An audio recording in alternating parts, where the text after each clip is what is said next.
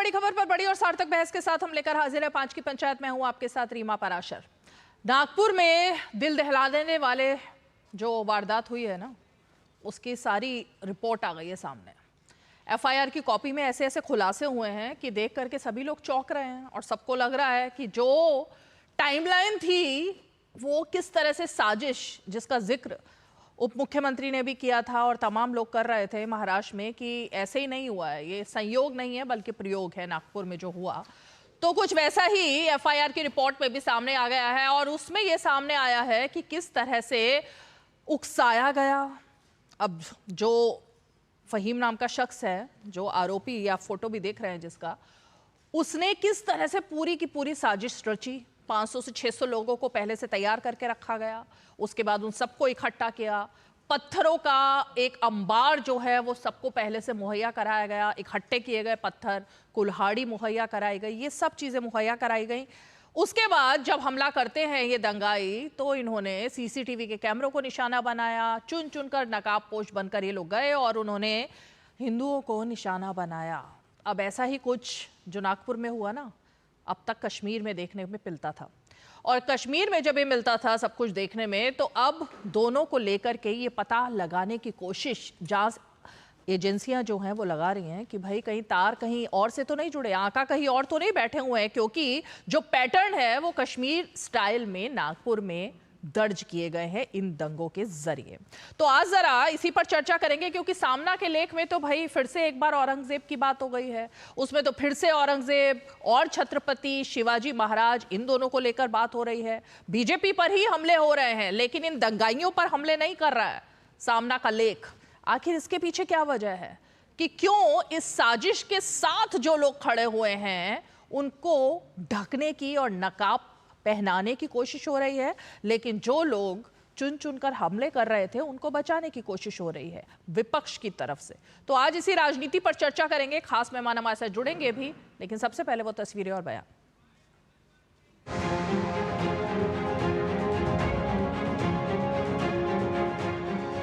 It was a intelligence failure indirectly.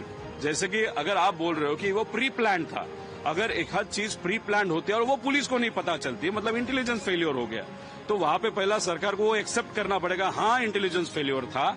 या अगर intelligence आपके पास थी फिर भी आपने एक्ट नहीं किया, तो जानबूझ के आपने वो जो दंगल हुई वो आपने करवा दी, ऐसे हम सबको कहना पड़ेगा। उद्धव जी के बारे में हम कुछ कहना नहीं चाहते, उन्होंने जनता ने ऑलरेडी जवाब दे चुके हैं। शिंदे साहब के बारे में इस तरीके से बात करना, मेरे ख्याल से इन्हीं सब चीजों की वजह से जनता ने उनको नकारा है। जनता को डेवलपमेंट चाहिए, ऐसे टॉन्ट मारने वाले कोई सीएम नहीं चाहिए थे। Any type of violence is not good to the health of the society, and I think police are have taken the cognizance of it, and so I think they will go into the details. देश में कोई भी दंगा और उसकी पड़ताल होगी, यही लोग नजर आएंगे। मैंने कहा ना, औरंगजेब की कब्र नहीं खोद रहे हैं, इस देश की कब्र खोदने की आप कोशिश कर रहे हैं।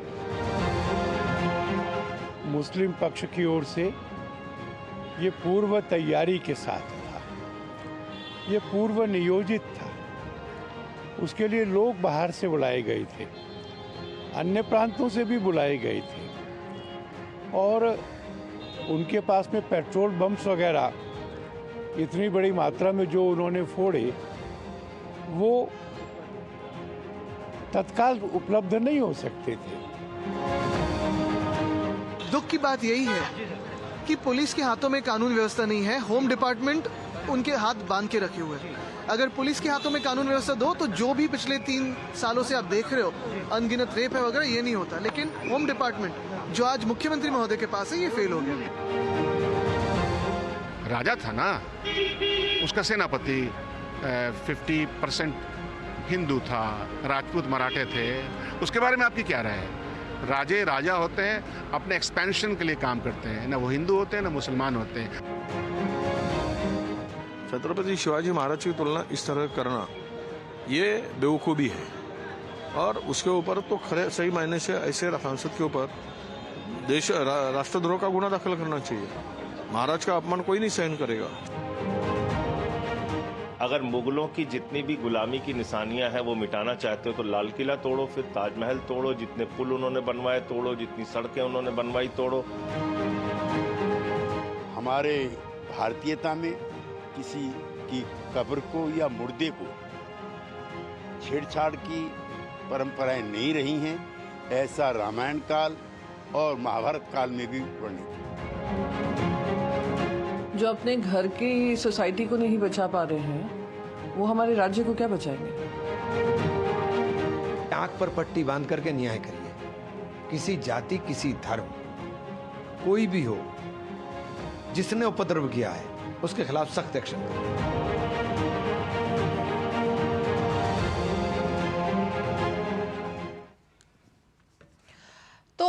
ये तो सब बयानबाजी हुई, लेकिन बयानबाजी के बीच तीन और अहम बातें हैं जो कि एफआईआर में सामने आई हैं और वो भी बहुत सनसनीखेज हैं।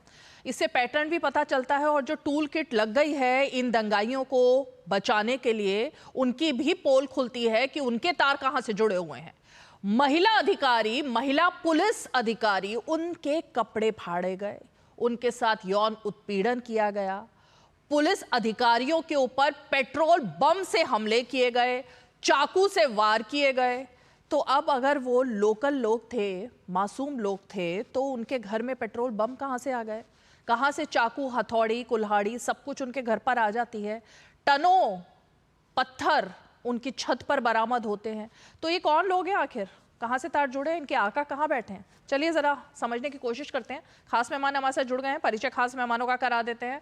हमारे साथ राधिका खेड़ा जी जुड़ गई हैं जो कि प्रवक्ता हैं भारतीय जनता पार्टी की, और साथ ही हमारे साथ तुषार रसल जी फिलहाल जुड़ गए हैं जो कि उद्धव गुट सेना के नेता हैं, प्रवक्ता हैं। कुछ ही पलों में हमारे साथ अतीकुर रहमान जी, रिसर्च स्कॉलर, वो भी जुड़ने वाले हैं, और विजय शंकर तिवारी जी जो कि प्रवक्ता हैं विश्व हिंदू परिषद के, वो भी जुड़ने वाले हैं। लेकिन मैं ज़रा तुषार रसल आप ही से शुरुआत करूंगी। अब सामना में लेख लिखने से तो सच्चाई पर से पर्दा डाला नहीं जा सकता। लेख में भले ही बहुत बड़े बड़े आरोप बीजेपी पर आप लगा लें, आप ये कह दें कि बीजेपी के लिए अब शिवाजी महाराज औरंगजेब हैं, ये तमाम बातें कह दें, लेकिन ये जो दंगाई है ना, इनके बारे में कोई लेख लिखा जाएगा क्या? किस तरह से पैटर्न इन्होंने फॉलो किया है, किस तरह से महिला पुलिस अधिकारियों के कपड़े फाड़े, यौन उत्पीड़न किया, चाकू बरसाया उनके ऊपर, ये तमाम बातें क्या सामना के लेख में कभी प्रदर्शित होंगी तुषार जी? पक्का होंगी। हमेशा है हम लोग जो भी दंगाई, देखो क्या होता है, जो भी दंगाई है उसको जात धर्म कुछ नहीं होता है, और जिन्होंने ये कृत्य किया है उनके खिलाफ हम लोग हमेशा से ही बोलते आ रहे हैं और हमेशा बोलेंगे। हम लोग कभी हिंसा का समर्थन नहीं करते।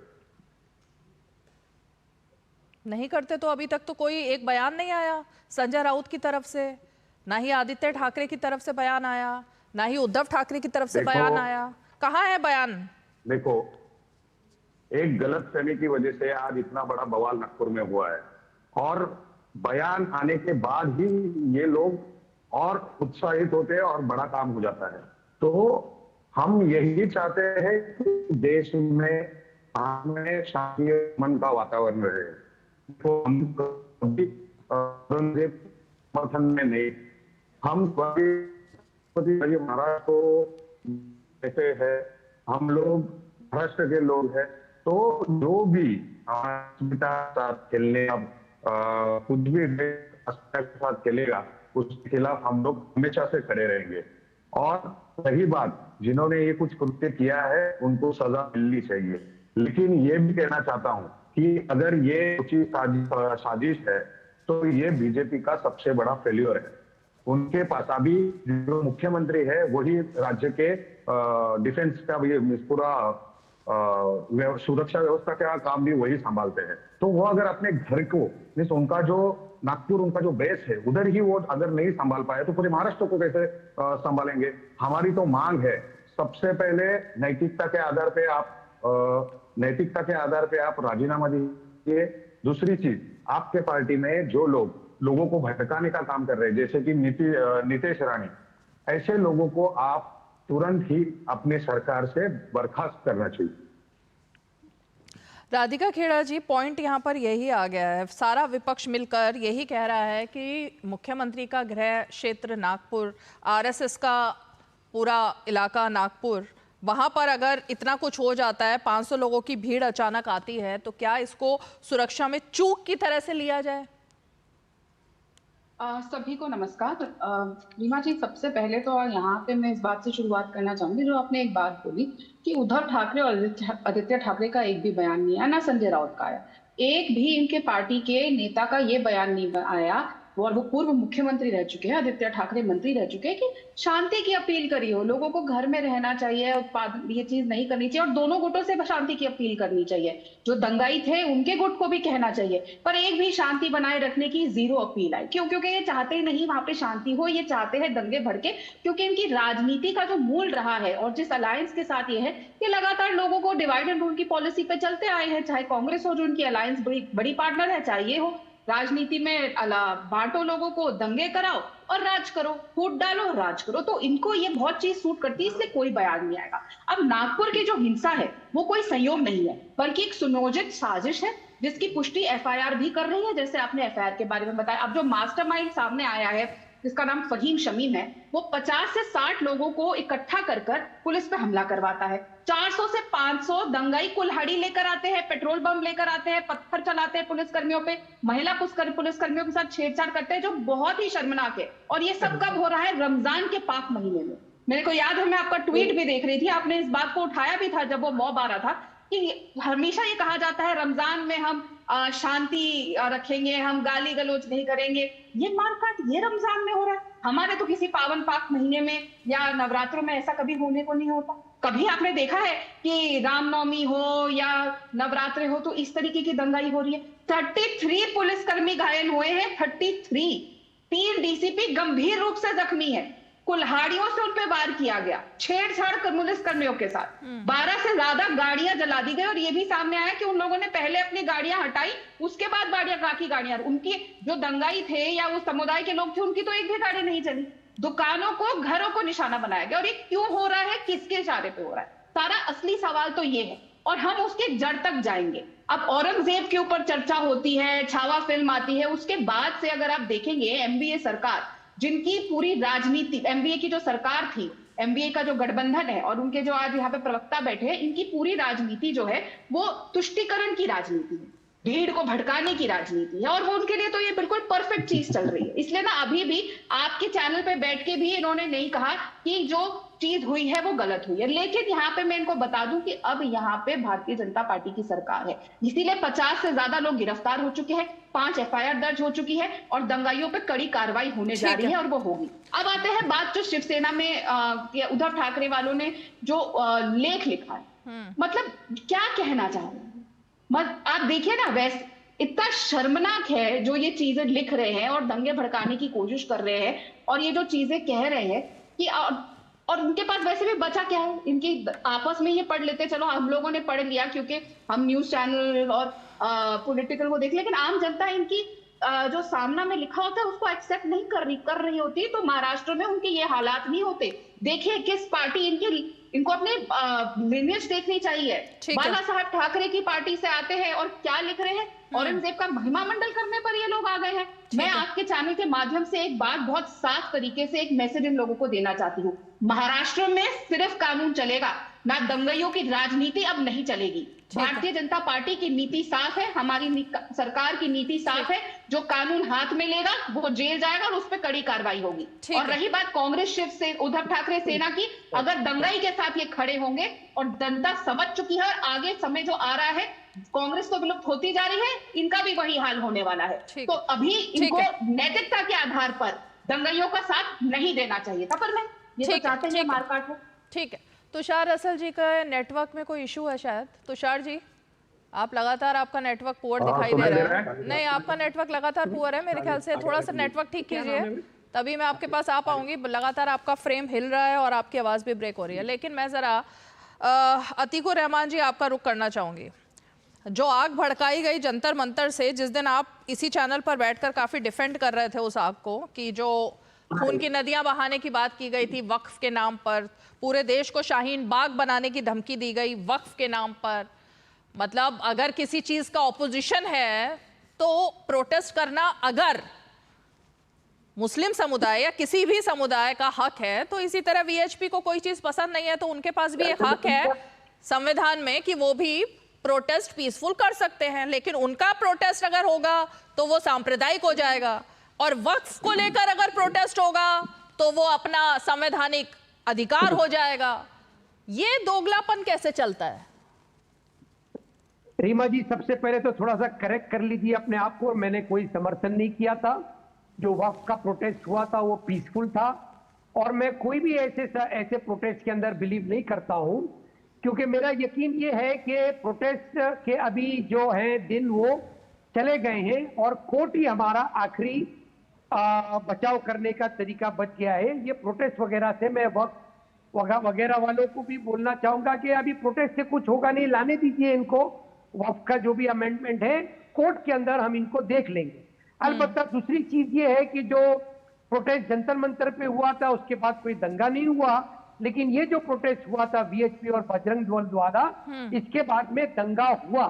इससे साबित होता है कि ये दंगाई खुद अपने आप को बचाने के लिए, अपने आप को पूरी तरह से कायम करने के लिए पूरी तरह से तैयारी में आए थे, और तभी जाके दंगा हुआ। एक और इंपॉर्टेंट बात यहां पर यह है, इस दंगे का पूरा जिम्मेदार अगर कोई है तो वो वाहिद शख्स चीफ मिनिस्टर ऑफ महाराष्ट्र हैं, जिन्होंने अपने पद पर रहते हुए ये बात कही कि मेरा अगर बस चलता तो मैं औरंगजेब की कब्र को खत्म कर देता, लेकिन वो एएसआई के प्रोटेक्शन में है, इसीलिए मैं ये कर नहीं पा रहा हूं। औरंगजेब किसका भगवान है?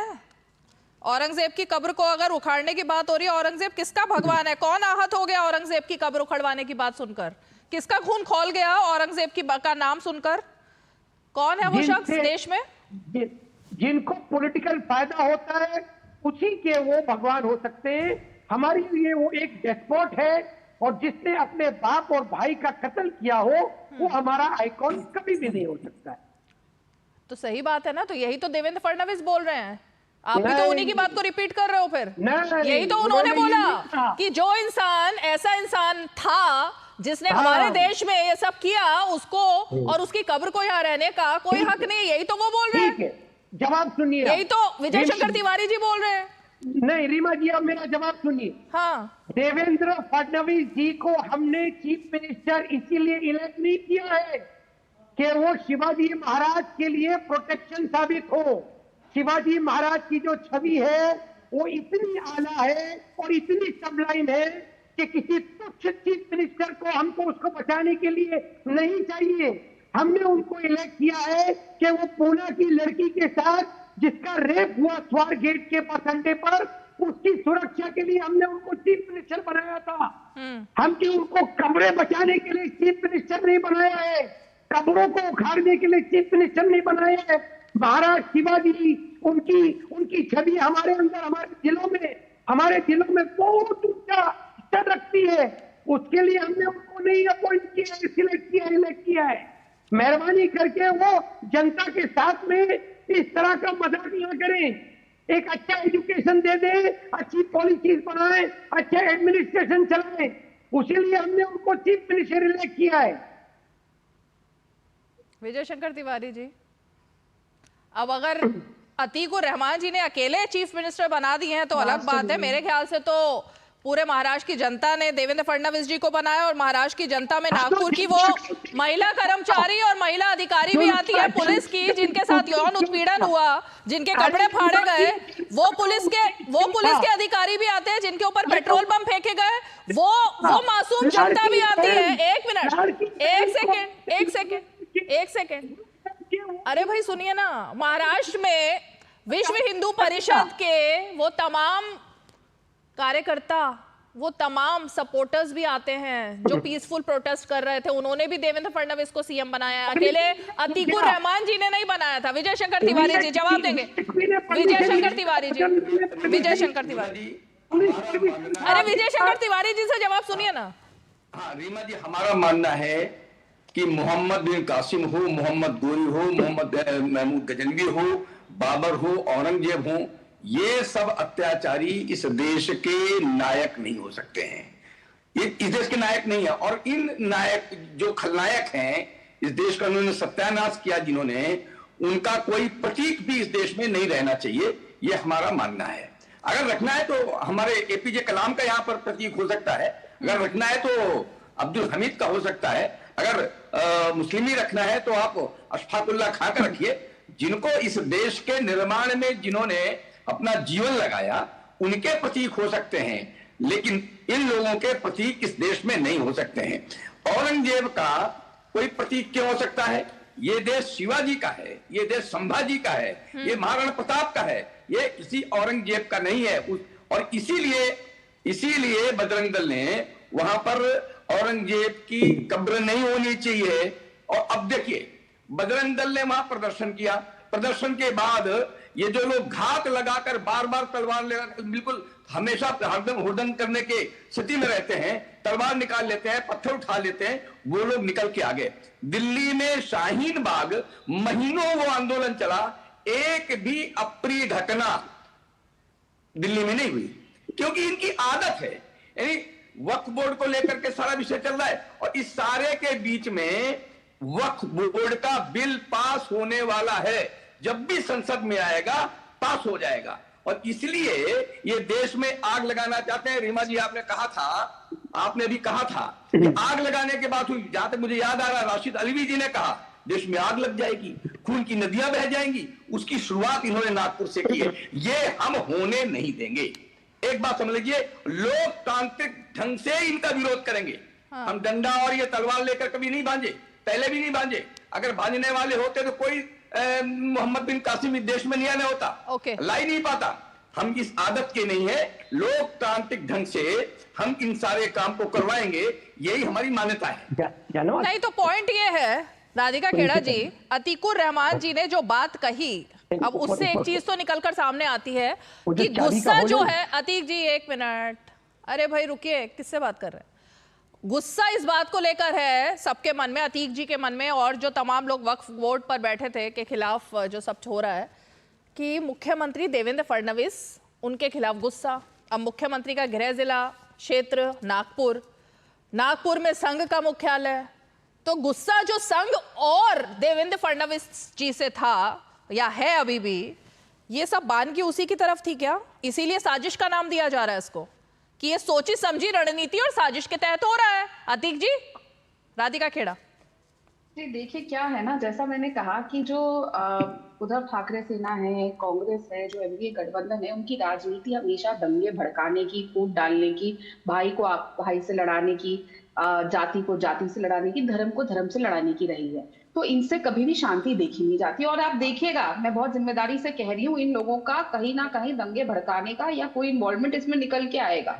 कहीं ना कहीं इनकी कोई लीडर, कोई इन्वॉल्वमेंट निकल के ही आएंगे, क्योंकि ये बात साफ है, ये आग में घी डालने का काम तो करते हैं। और ये तो पूरा देश जानता है कि इनको फडणवीस जी से कितनी नफरत है, इनको आरएसएस से कितनी नफरत है, हिंदू धर्म से कितनी नफरत है। जिस अलायंस को, जो अलायंस ये कहती है कि सनातन नष्ट कर देना चाहिए, सनातन एड्स है, डेंगू है, और फिर भी उद्धव ठाकरे की पार्टी उस अलायंस में बनी हुई है, उस कांग्रेस के साथ बनी हुई है, उस स्टालिन के साथ बनी हुई है, तो साफ है वो भी चाहते हैं कि सनातन खत्म हो। तो उनको आरएसएस से तकलीफ होगी, उनको देवेंद्र फडणवीस जी से भी तकलीफ होगी, क्योंकि उन्होंने जो चोरी की सरकार बनाने का काम किया था, उनका एजेंडा ध्वस्त करने का काम भी किया गया।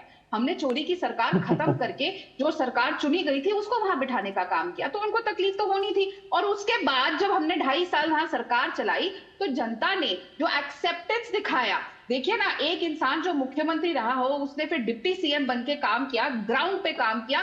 तो जो इंसान किसी नेता पुत्र फैमिली से नहीं आता, जिसको सिर्फ गद्दी अपने फादर की वजह से नहीं मिली है, ग्राउंड से खड़े होके आया है, उन लोगों से तो उनको तकलीफ होनी है, जो लोगों के बीच जनता से उठ के आया है। तो ये खींच तो है, तो घूम फिर के ये करना चाहेंगे। मैं फिर बोलूंगी, ये किसी को भी ब्लेम कर ले, लेकिन एक शब्द ना इनके प्रवक्ता से ना इनके नेता से ये आया कि हम हाथ जोड़ के अपील करते हैं जनता से कि आराम से रहे, शांति बनाए रखे, कोई उम्मीद ना हो। एक बार भी शांति की अपील नहीं आई। क्यों भाई? मकसद साफ है, ये चाहते ही नहीं वहां पे शांति हो। एक बार शांति की अपील तो करके दिखाइए, थोड़ा जाए इनके प्रवक्ता अपने ही नेता के खिलाफ और जाके यहाँ पे शांति की अपील कर दे, क्योंकि उद्धव ठाकरे और संजय राउत ने तो स्ट्रिक्ट इंस्ट्रक्शंस दे दी हैं, जो आदित्य ठाकरे फॉलो कर रहे हैं पापा जी की इंस्ट्रक्शंस, नहीं शांति की अपील नहीं करी जाएगी। तुषार जी, हिंदू संगठन जो है वो तो तालिबानी हो गए सामना के लेख के जरिए, वीएचपी तालिबानी हो गई, बाकी सारे हिंदूवादी जितने संगठन है सबको आपने क्या मतलब संजय राउत ने तालिबानी कह दिया। लेकिन महाराष्ट्र तो किसी एक का नहीं है ना, अकेले देवेंद्र फडणवीस का भी नहीं है, अकेले उद्धव ठाकरे का भी नहीं, सबका है। तो फिर क्यों नागपुर को निशाना बनाया और उनके साथ में खड़े हुए हो आप, क्यों खड़े हो?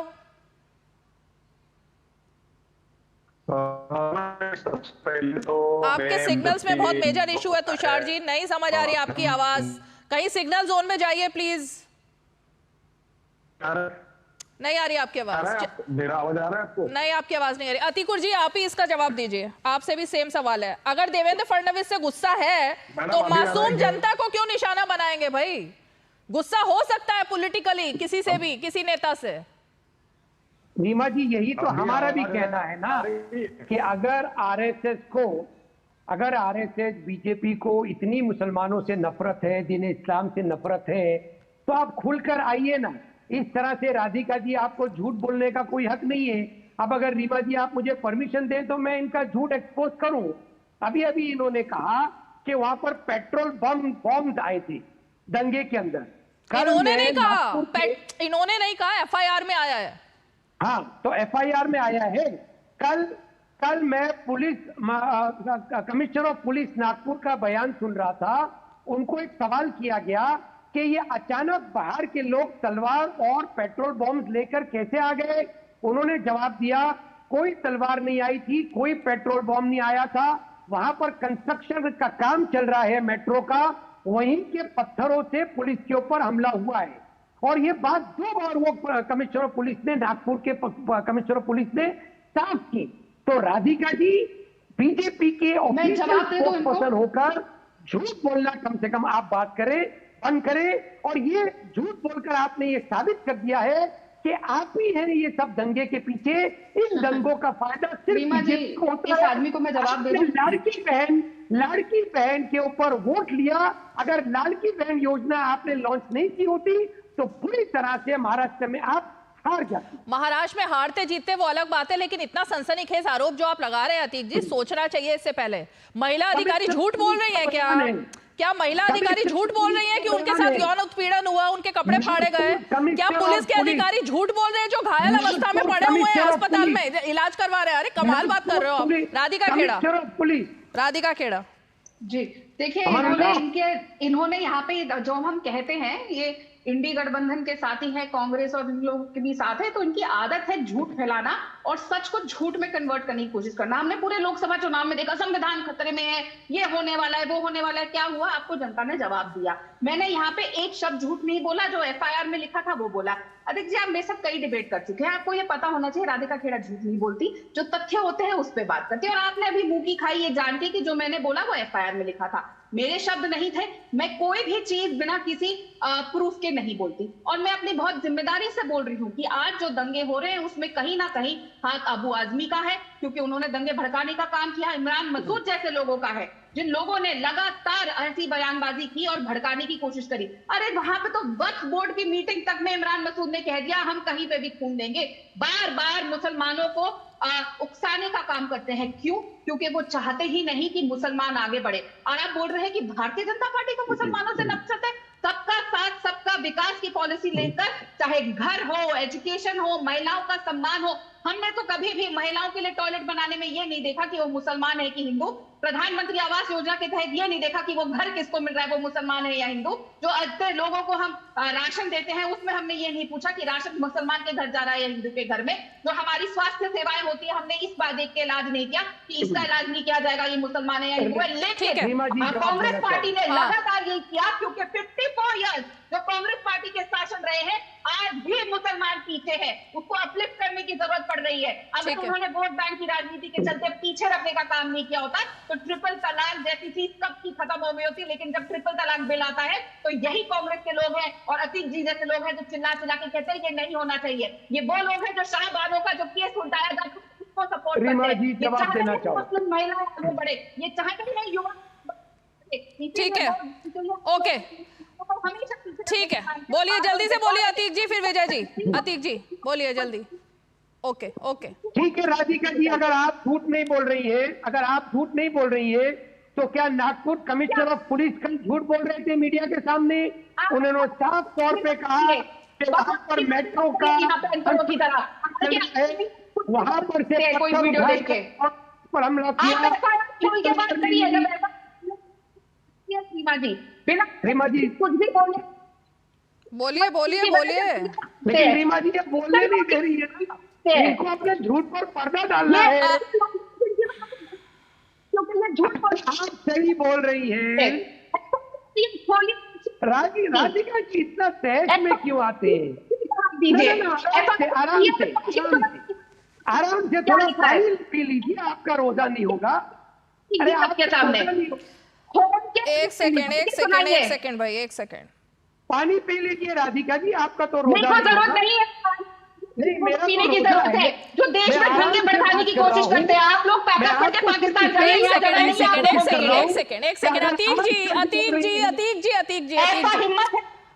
जी, कौन झूठ बोल रहा है, कौन सच बोल रहा है? अतीक जी, इसका सर्टिफिकेट मेरे ख्याल से, अरे भाई आपके सिग्नल खराब है।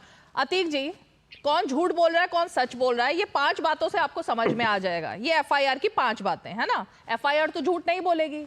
प्रत्यक्षदर्शियों से एफआईआर में बात की गई है और उसी के आधार पर एफआईआर लॉन्च होती है। भीड़ ने पुलिस पर घातक हथियारों से हमला किया, उन पर पत्थर और यहां तक कि पेट्रोल बम फेंके ताकि ड्यूटी पर मौजूद अधिकारियों को मार डाला जाए। एफआईआर का पॉइंट नंबर 1, पुलिस अधिकारियों को सांप्रदायिक ताने दिए गए और मौखिक रूप से गाली दी गई और यह कहा गया कि आप हिंदू पुलिस अधिकारी हैं, आपने हमारे धार्मिक कपड़े को जलाने में मदद की। मतलब पुलिस अधिकारी कब से हिंदू मुस्लिम हो गए मुझे नहीं समझ आया, लेकिन यह भी वहां पे बोला गया। इस पे अतीक जी, झूठ और सच का फैसला आप बता दीजिए क्या है ये? उपद्रवियों ने यौन हिंसा की भी कोशिश की, महिला पुलिस कांस्टेबल पर हमला किया, भीड़ ने उसे अनुचित तरीके से छुआ, उनकी वर्दी उतारने की कोशिश की और अश्लील टिप्पणियां की। ये सब क्या तमाशा चल रहा था क्या वहां पर? कुछ ये झूठ, अरे भाई ये झूठ है सच है? एफआईआर झूठ बोल रही है। आप राधिका खेड़ा को झूठ कह रहे हैं, आप अपना झूठ बता दीजिए थोड़ा सा। इनमें से एक पॉइंट आपने बोला अभी तक पूरे शो में कि ये सब भी हुआ था वहां पर। अरे एफआईआर मैंने थोड़ी लिखी है रीमा जी। तो जिसने लिखी है उसको आप कह रहे हो वो झूठ बोल रहा है, पुलिस कमिश्नर। अगर सच मान लूं तो क्या कमिश्नर ऑफ पुलिस नागपुर को झूठ मानूं? एफआईआर में जो लिखा है उसको आप मानेंगे या नहीं मानेंगे? उसको भी झुठलाएंगे आप? कमिश्नर ऑफ पुलिस नागपुर, मतलब इतने सनसनीखेज आरोप है और आप मतलब यहाँ अतीक जी कहाँ बात डाइवर्ट कर रहे हैं? आप राधिका खेड़ा को झूठी बता रहे हैं तो एफआईआर को भी झूठी बताएंगे क्या? अब आपकी आवाज ही चली गई। देखिए अभी आप उनको पानी पीने को कह रहे थे, मेरे ख्याल से अब आप पानी पी लो पहले। अब आप पानी पियो, मैं ब्रेक लेती हूँ, एक पानी पी लो, तो ये बात है।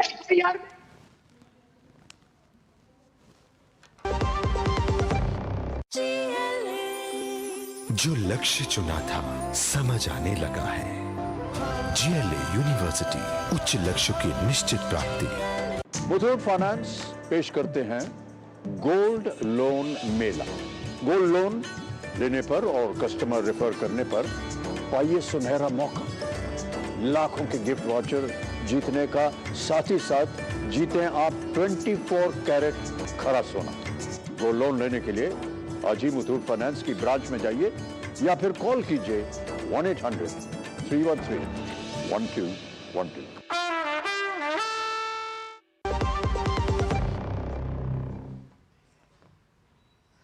चलिए जल्दी से, हाँ विजय शंकर तिवारी जी आप ही का रुख करूंगी। कौन झूठ बोल रहा है, कौन सच बोल रहा है? रीमा जी, अभी अतिकुर रहमान कुछ बात कर रहे थे। हाँ, तो मैं उन्हें बता दूं कि अब वो समय गया जब कादर खान फादर बन करके और हिंदुओं को बदनाम किया करता था और सारे देश में उसकी चर्चा होती थी। अब वो समय चला गया। डॉक्टर अंबेडकर ने कहा था कि जो हिंदू गैर हिंदू कई बार मुसलमानों की अच्छाइयों की बात करते हैं तो उन्हें यह समझ लेना चाहिए कि मुसलमान की अच्छाइयां केवल मुसलमानों के लिए हैं, बाकी तो उनके लिए सब काफिर हैं। तो ये बात, एक बात समझ लेना चाहिए पूरी तरीके से। अब मैं अतिकुर रहमान आपकी बात करता हूं कि देखो 2-3 उदाहरण देता हूं। एक उदाहरण तो हो गया कि अंग्रेजों के समय कहते हैं कि दुनिया भर में सूरज नहीं डूबता था उनके राज्य में, लेकिन ये कथा है कि लाखों लाख लोगों के साथ बर्बरता की गई, हत्याएं की गई, लेकिन बाद में ब्रिटेन ने उन सारी बर्बरता की माफी मांग ली। जर्मनी में हिटलर ने लाखों यहूदियों की हत्याएं करवा दी, सारा देश जानता था, लेकिन दुनिया में जर्मनी ने इस बात को स्वीकार किया और जर्मनी ने माफी मांग ली। लेकिन मोहम्मद बिन कासिम से लेकर के मोहम्मद गोरी, मोहम्मद गजनवी, बाबर ने औरंगजेब में लाखों लाख हिंदुओं की हत्याएं की, महिलाओं के साथ बलात्कार किया, उनके मंदिर तोड़े, संस्कृत विद्यालय तोड़े, सब कुछ करने के बाद आज भी उन्होंने माफी, अपनी इस बर्बरता की माफी नहीं मांगी। और आज इस बात पर अड़े हुए हैं कि अगर कोई कहेगा कि औरंगजेब की वो कब्र वहां से हटा दी जाए तो वो नागपुर में दंगे करवा देगी। ये इनका असली चरित्र है।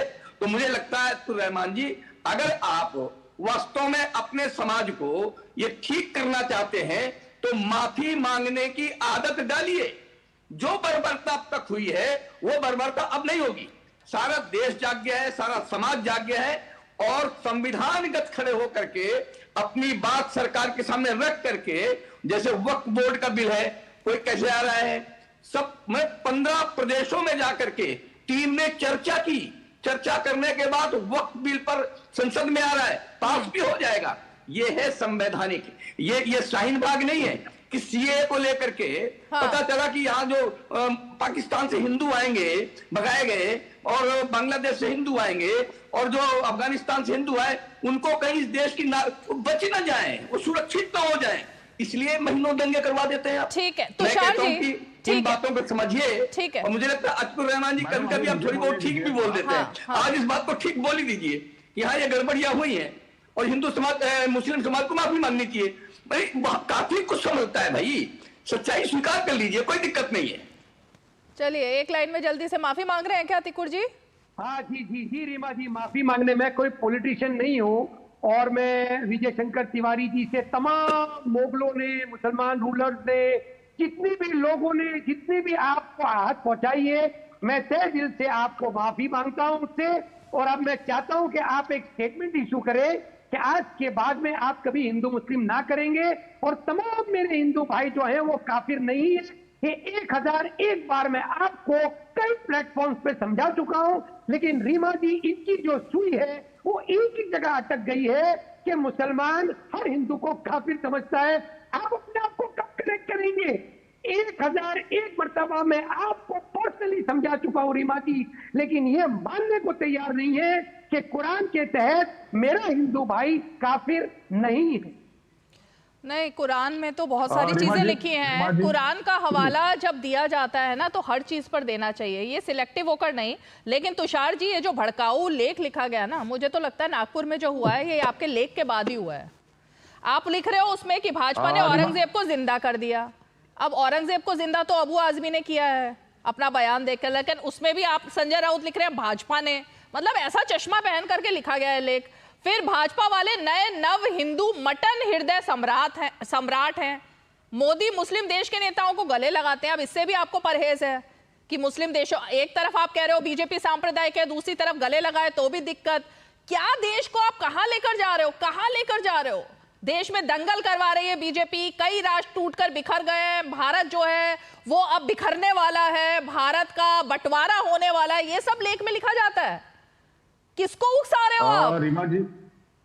रीमा जी उकसाने का काम हम कर नहीं रहे हैं। ये सामना का लेख तो आप ही का है ना, संजय राउत का, या किसी और ने लिखा है इस बारी? सुनिए, थोड़ा सुनिए, पहले मेरी बात सुनिए।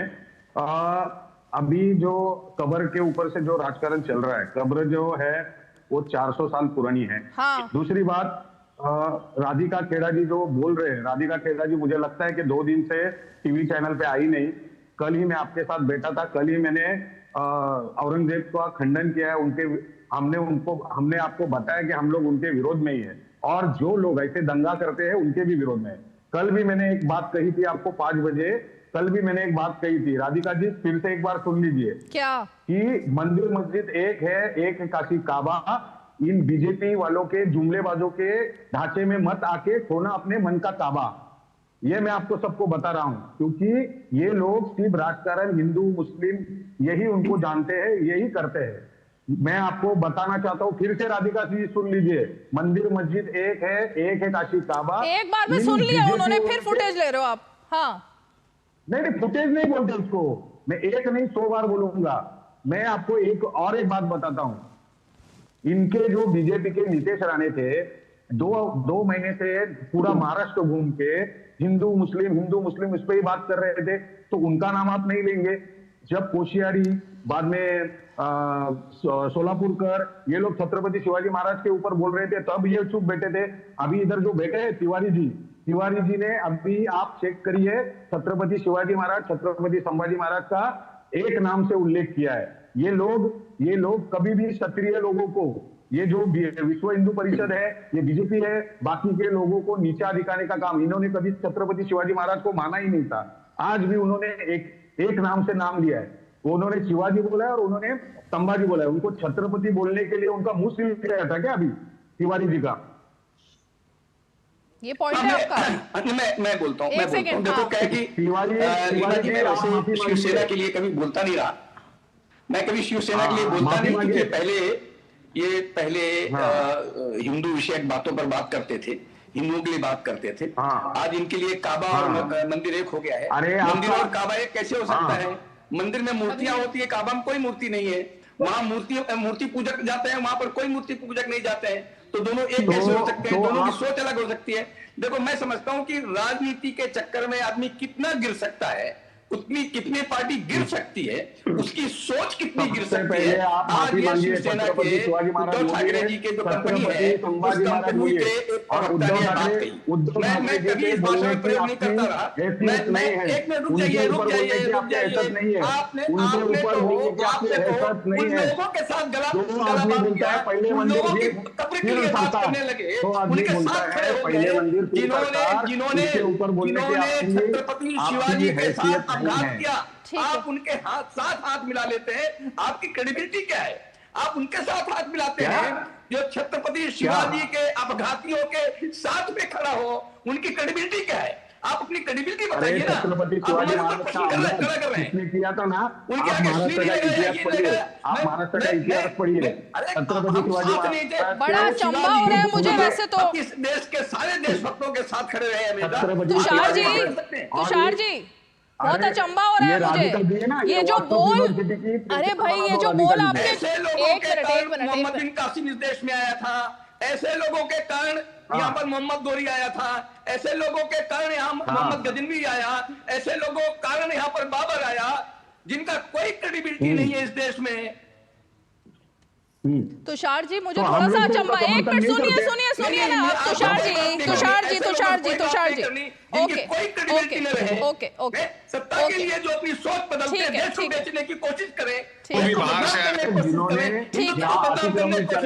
Tushar ji non stop running commentary मत कीजिए, अपनी बारी में बोलिए। एक तो आप, दूसरा मुझे बड़ा अचंभा हो रहा है, वीर सावरकर का अपमान होता है तब तो इतनी ज्यादा कटु वचन आपके मुंह से नहीं निकले थे राहुल गांधी के लिए, लेकिन वीएचपी के लिए निकल रहे हैं, हिंदुवादी संगठनों के लिए निकल रहे हैं, बीजेपी के लिए निकल रहे हैं। थोड़ा सा उस वक्त भी निकलने चाहिए थे ना, जब वीर सावरकर का अपमान हुआ था, बार बार हुआ था, एक बार नहीं बार बार हुआ, तब आपने कुछ नहीं बोला, लेकिन यहाँ पर आप बोल रहे हैं। महाराज से भी ऊपर है, नहीं बोला आपने। वीर सावरकर को छत्रपति, आप वीर सावरकर जी को छत्रपति जी के ऊपर मानते हो क्या? वो मुझे बताइए। इन्होंने आपके चैनल में अभी शिवाजी बोला, उसके बाद दोनों को एक नाम से बोला। आप वीर सावरकर जी को कमजोर मान रहे हो क्या? वीर सावरकर जी कमजोर थे क्या? वीर सावरकर भी क्या कह रहे हो आप? वो जरा भी वो कमजोर नहीं थे, लेकिन छत्रपति जी से उनका सम्मान सबका होना चाहिए। छत्रपति शिवाजी महाराज जी का भी होना चाहिए, संभाजी महाराज का भी होना चाहिए, वीर सावरकर जी का भी होना चाहिए। आप क्यों इन सबको अंतर कर रहे हो? नहीं करना चाहिए आपको। राधिका खेड़ा, तो आप क्या कर रही हो? आप है ना, मुझे लगता है आपको बीजेपी ये एंकर छोड़ के बीजेपी के प्रवक्ता आगे आपको सर्टिफिकेट बधाई सर्टिफिकेट तक इशू नहीं हुआ था। और व्हाट्सएप यूनिवर्सिटी की प्रिंसिपल जी, जिन लोगों को वोट नहीं मिलती है, जनता का साथ नहीं मिलता है, वो सर्टिफिकेट बांधते फिरते हैं। अब चलिए, मेरा नाम राधिका है, मैं कंप्लीट कर देती हूँ। ऐसा है ना रीमा जी, अच्छा आपकी आवाज वैसे भी नहीं आ रही, जनता भी नहीं सुनना चाह रही।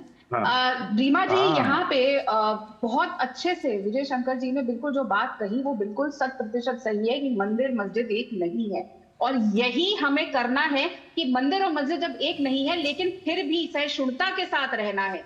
उन्होंने मंदिर ने मस्जिद को रिस्पेक्ट करना है और मस्जिद ने मंदिर को रिस्पेक्ट करना है। यही हमारे भारत की कल्चर है, ये हमारे सनातन का भी कल्चर है कि हम अपना रिलीजन निभाएं, दूसरा अपना रिलीजन निभाएं और हम उसको रिस्पेक्ट करें। लेकिन मैं अब आपके चैनल पे एक बार फिर ये बात दोहरा रही हूँ, यहाँ पे शिवसेना के प्रवक्ता बार बार कह रहे हैं, बहुत की बातें कर रहे हैं, ये हमने कर दिया वो कर दिया। आप लोग अबू आजमी की पार्टी के साथ, आप लोग इमरान मसूद की पार्टी के साथ, आप इन लोगों के साथ गठबंधन में हैं जो औरंगजेब की वाहवाही करते हैं, और ओवैसी जैसे लोग जो औरंगजेब की वाहवाही करते हुए नहीं थकते, वो औरंगजेब जिसने लाखों हिंदुओं का नरसंहार कर दिया, उसने हजारों मंदिरों को ध्वस्त कर दिया, जजिया लगा दिया हिंदुओं पे, और आज भी ये लोग उनको महान बता रहे हैं। और आप उसी कांग्रेस और उस खत्म करने दीजिए, उसी आदमी के साथ आप लोग आज भी गठबंधन में। आप बीच में बोलेंगे तो आपकी आवाज नहीं आएगी, मेरी ही आवाज आती रहेगी। आज भी द फैक्ट कि ये हिंदुओं के साथ बर्बरता करने वाले, औरंगजेब को महान बताने वाले पार्टी के साथ अगर उद्धव ठाकरे की पार्टी खड़ी है तो ये बिल्कुल साफ है कि ये हिंदू विरोधी हैं, और ये लोग चाहते नहीं राजनीति के चक्कर में, क्योंकि उन्होंने अच्छा बने रहना इंडिया अलायंस में या जो भी है। और बिल्कुल ये बात है कि आज नहीं ये लोग बदले हैं, ये उस दिन बदल गए थे जब इन्होंने कांग्रेस के साथ गठबंधन किया था। आपको याद हो, बाला साहेब कहते थे मैं कुछ भी कर लूंगा लेकिन अपनी पार्टी को बंद कर दूंगा, लेकिन कांग्रेस के साथ नहीं आने दूंगा, क्योंकि वो जानते थे ये औरंगजेब प्रेमी लोग हैं, ये औरंगजेब फैन क्लब है। एक शब्द इन्होंने नहीं बोला। क्या इन्होंने कहा? ठीक है, ओके। अतीक जी, मैं ये टूल किट की बात फिर से लेकर के आती हूँ, क्योंकि ये क्या वजह है कि सीए हो, एनआरसी हो, वक्फ हो या फिर औरंगजेब हो, एक खास वर्ग के लोग जो हैं वही हिंसा पर उतारू होते हैं, दंगे पर उतारू होते हैं। उनका क्या माइंडसेट इसके पीछे होता है, मैं ये समझना चाहती हूँ आपसे। आप स्कॉलर हो, बहुत सारे मौलाना हैं, मौलवी हैं, स्कॉलर्स हैं, वो क्यों सबको नहीं समझाते हैं कि भाई हिंसा नहीं करनी है, पत्थरबाजी नहीं करनी है, दंगा नहीं करना है। सामना में अगर लेख लिखा जाता है हिंदूवादी संगठनों के खिलाफ और उनको तालिबानी और पता नहीं क्या क्या कह दिया जाता है, लेकिन किसी हिंदूवादी संगठन की तरफ से आपने देखा कि दंगा किया गया हो, हिंसा की गई हो, लोगों को मारा गया हो, आग लगाई गई हो, दहशत फैलाई गई हो? नहीं हुआ ऐसा अभी तक ना कभी। तो फिर ये क्या वजह है बताइए? नागपुर में जो हो जाता है, फिर उसके बाद शाहीन बाग बन जाता है, जंतर मंतर पर खून की नदियां बहाने के बड़े बड़े ऐलान किए जाते हैं, क्या वजह है? कभी नहीं। आरएसएस ने कभी दंगा नहीं किया हिंदुस्तान के अंदर। मैं तो अभी की बात कर रही हूँ, रिसेंटली ये चल क्या रहा है? आरएसएस ने हमेशा से हिंदू मुस्लिम एकता की बात की है। विजय शंकर तिवारी अभी आपके सामने जो मुखौटा पहन के बैठे हुए हैं, उसी मुखौटे के साथ साथ में राधिका जी ने उसके ऊपर लिपापोती करके कहा कि नहीं भाई, भले ही मंदिर और काबा एक नहीं हो सकता लेकिन एक साथ रह सकते हैं। अरे तिवारी जी, जब कभी आप बोलते हैं अपने आप को एक्सपोज करते हैं, रहते आए हैं। जब आपकी सरकार नहीं होती है कांग्रेस की, तब रहते हैं। जैसे ही आप जैसे उग्रवादी आ जाते हैं, अलग होने लग जाते हैं। आपका नाम आप लोगों की, आप जैसे जहरीले लोगों की वजह से रिस्पॉन्सिबल। अरे वाजपेयी जी की, रखिए आप वाजपेयी की पार्टी की रख लीजिए, थोड़ा डिसिप्लिन दिखा दीजिए जनता के सामने। ठीक है, बोलिए, जल्दी बोलिए। Thank you very much. Vijay Shankar Tiwari ji ने आज ये साबित कर दिया कि जो महात्मा गांधी ने रघुपति राघव राजा राम का नारा हमको दिया था, उनकी हत्या के सामने इस चैनल पे कहा उन्होंने साबित कर दिया? ऐसा क्या बोल दिया उन्होंने? आपने इसीलिए महात्मा गांधी की हत्या की थी। कैसी बातें कर रहे हो आप अतीकुर रहमान जी? जब पॉइंट नहीं होता है ना तो बेतुकी बातों पे उतर आते हो आप, ये गलत बात है। जब पॉइंट नहीं होता है डिफेंड करने के लिए तो आप इस तरीके के लांछन लगाने लग जाते हो, शर्मनाक। मुझे समझ नहीं आता। अभी भी आप देख लो, विजय शंकर तिवारी जी कुछ बोल रहे हैं क्या? वो सुन रहे हैं आपको आराम से, लेकिन आप कुछ भी बरगलाए जा रहे हो देश को। मुखौटों फिर से मैं जरा बात कर लूं, प्रीमा मैं बात कर लूं क्या? विजय शंकर जी जवाब दीजिए। ओके अतकुर रहमान जी, आप 2-3 बातें बताइए। इस देश में जब पहली मस्जिद बनी चेरामन, जब इस देश में कोई एक भी मुसलमान था क्या? पूरा देश हिंदू था और यहां पर मस्जिद बनवाई और कहकर बनवाई, बड़े सम्मान के साथ बनवाई। लेकिन यही देश जब मुस्लिम आबादी में बढ़ गया तो एक पाकिस्तान बन गया और पाकिस्तान में जो मंदिर थे वो टूट गए, एक भी मंदिर बना क्या वहां पर? ये है वास्तव में चरित्र। और एक श्री राम जन्मभूमि अयोध्या में, एक श्री राम जन्मभूमि में अयोध्या में इतिहास में साक्ष्य है, पुरातत्व में साक्ष्य है, सारे साक्ष्य हैं। इसके बाद भी हिंदुओं को अपना एक भगवान श्री राम का मंदिर लेने के लिए कोर्ट जाना पड़ता है। ये कौन सा हिंदू मुस्लिम है भाई? कौन सा भाईचारा है? कौन सा मंदिर काबा है? ये कौन सा मंदिर और मस्जिद का भाईचारा है? ये भाईचारा नहीं है। और इसलिए मैं कहता हूं ये कभी हो नहीं सकता। कहने की बात है नहीं अतकुर रहमान जी, जमीन पर देखने की बात है। अभी भी काशी विश्वनाथ पर आप राल लगाकर बैठे हैं, मथुरा में राल लगाकर बैठे हुए हैं। मैं कहता हूं कि अगर मंदिर मस्जिद एक है, सारा समन्वय है, तो आप क्यों नहीं हट जाते पीछे? उसमें नहीं हटेंगे क्योंकि केवल कहने के लिए मंदिर मस्जिद की बात करनी है। मंदिर मस्जिद की बात कहने की नहीं है। मैं मानता हूं मंदिर और मस्जिद एक नहीं है, दोनों की मान्यताएं एक नहीं है, दोनों के मानने वाले एक नहीं है। आप मूर्ति नहीं मानते, हम मूर्ति की पूजा करते हैं और मूर्तियों को तोड़ने का काम आप करते हैं। हमारी श्रद्धा मूर्तियों में है, आपकी तोड़ने में श्रद्धा है। कैसे एक हो सकते हैं बताइए? आप एक हो सकते हैं क्या? जो संभव नहीं है। आप देखो अतकुर रहमान जी, कई बार चलिए बहुत बहुत शुक्रिया, आप सभी खास मेहमान हमारे साथ जुड़े और हमें जरा सीधे सुधांशु त्रिवेदी प्रेस कॉन्फ्रेंस। सभापति महोदय, यह भी बताना चाहूंगा कि जब भी किसी चीज की तुलना हो तो तुलनात्मक होनी चाहिए। जब हमारी सरकार आई और गृह मंत्रालय का दौर आया तो उस जमाने में क्या अंतर था सिक्योरिटी में और आज क्या बड़ा अंतर है।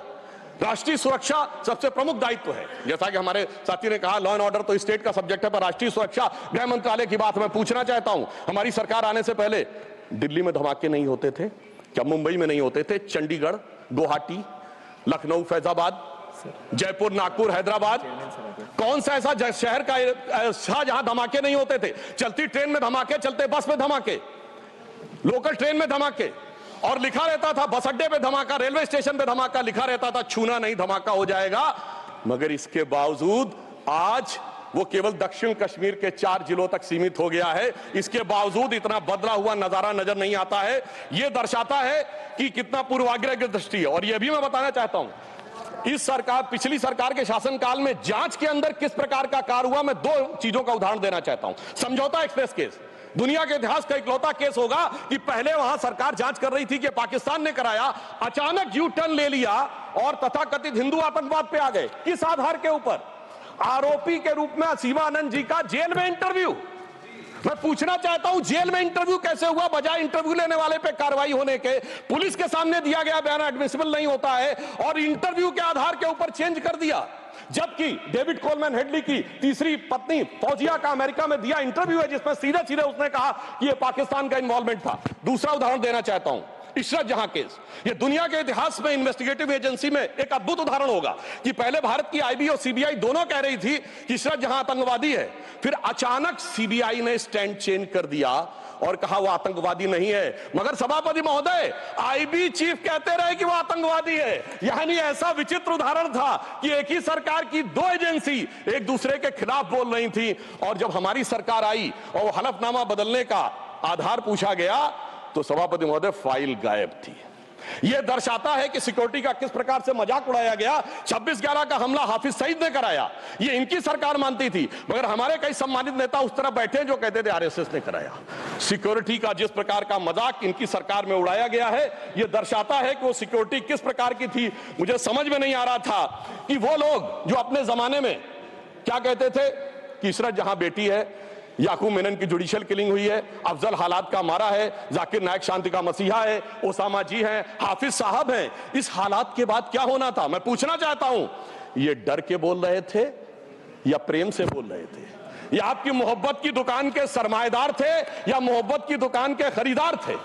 और मैं सिर्फ अब 2 स्टेटमेंट कोट करना चाहूंगा उस सरकार की हालत के लिए। 20 जनवरी 2013 को तत्कालीन गृह मंत्री सुशील कुमार शिंदे जी ने जयपुर में वक्तव्य दिया कि आरएसएस के कैंप्स में टेरर ट्रेनिंग की जाती है, और जब सुषमा स्वराज जी ने आके सदन में पूछा, गृह मंत्री ने अपना बयान वापस ले लिया। सोचिए, इस प्रकार का मजाक भारत की सुरक्षा के साथ कभी सुनाई नहीं पड़ता। और 14 जुलाई 2011 को कांग्रेस के एक चिर युवा नेता जो चिर क्रोधित और चिर आक्रोशित रहते हैं, उन्होंने एक वक्तव्य दिया था, but terrorism is something that is impossible to stop all the time. यानी हमेशा के लिए आतंकवाद को रोकना मुमकिन नहीं है। सभापति महोदय, जिस सरकार का चाल चलन ऐसा था, उसके हालात में रोकना मुमकिन नहीं था, पर आज मोदी जी की सरकार है तो मोदी है तो मुमकिन है, वो हमने करके दिखाया। मैं दूसरा बताना चाहता हूं उदाहरण। एक दौर था जिस जमाने में 26/11 हमले के बाद से पहले 2007 में आंतरिक सुरक्षा के लिए नीति क्या थी? हवाना में जाके यह कहा कि पाकिस्तान आतंकवाद से पीड़ित देश है। यह भारत सरकार का ऑफिशियल स्टेटमेंट था। 26/11 के हमले के केवल 9 महीने बाद जुलाई 2009 में शर्म एल शेख में ज्वाइंट डिक्लेरेशन में बलूचिस्तान का उल्लेख आया और यह कहा गया टेरर के अटैक से टॉक्स प्रभावित नहीं होंगी। मगर सभापति महोदय, जो हमारी सरकार आई तो हमने कहा टेरर के साथ टॉक्स नहीं होंगी, और जब से मोदी जी की सरकार आई है हमने इस बात को बिल्कुल साफ साफ कर दिया है। और इसीलिए पिछले 11 साल ऐसे हैं जब कोई औपचारिक द्विपक्षीय वार्ता नहीं हुई। सभापति महोदय, क्योंकि जब से हमारे गृह मंत्री जी आए हैं, हालात में जानते क्या बदलाव आया है? उस जमाने में शांति के कबूतर उड़ा करते थे, अब गुरु गोविंद सिंह जी के बाज उड़ते हैं। और जिसे हम अपने लखनऊ की भाषा में कहते हैं कि अम्मा मियाँ वो दिन लद गए जब उस्ताद लल्लू खफाकते उड़ाया करते थे। और अब वो बदलाव ये देखने को मिला है। ये लोग तो वो हैं सभापति महोदय जिन्हें भारत इतना कमजोर चाहिए था, किसी संसद भवन की छत के ऊपर जो शेर बने हैं उसके लिए लोग गए थे कोर्ट में कि शेर ज्यादा आक्रामक दिख रहे हैं। यानी इन्हें शेर बिल्ली जैसे चाहिए थे, बिल्ली जैसे नहीं, भीगी बिल्ली जैसे चाहिए थे। परंतु शायद ये भूल गए कि हमारे प्रधानमंत्री जी और गृह मंत्री जी गुरु गोविंद सिंह जी से भी प्रेरणा लेते हैं, शिवाजी महाराज से भी प्रेरणा लेते हैं, महाराणा प्रताप से भी प्रेरणा लेते हैं। और उनकी तरफ से हमारी नीति के लिए कहना चाहूंगा कि मन में है धैर्य और तन में प्रचंड शौर्य, बन चंद्रगुप्त मौर्य प्रलय मचाएंगे। और महाराणा और शिवा की संतति कहाते हम शीश कट जाए भले झुकने ना पाएंगे। और बार बार छेड़िए ना भारत स्वाभिमान को, अन्यथा बाद में बहुत पछताएंगे। सौगंध मां भवानी की उठेगी ललकार जब आपके घरों पे चील कौवे मंडराएंगे। और ये आपने देखा। तो राज्यसभा में आपने सुना सुधांशु त्रिवेदी बीजेपी के सांसद कश्मीर और खासकर राष्ट्रीय सुरक्षा के मुद्दे पर अपना पक्ष रख लेते। चलिए 5 की पंचायत में आज इतना ही। कल फिर होगी मुलाकात, तब तक के लिए हमें दीजिए इजाजत। नमस्कार।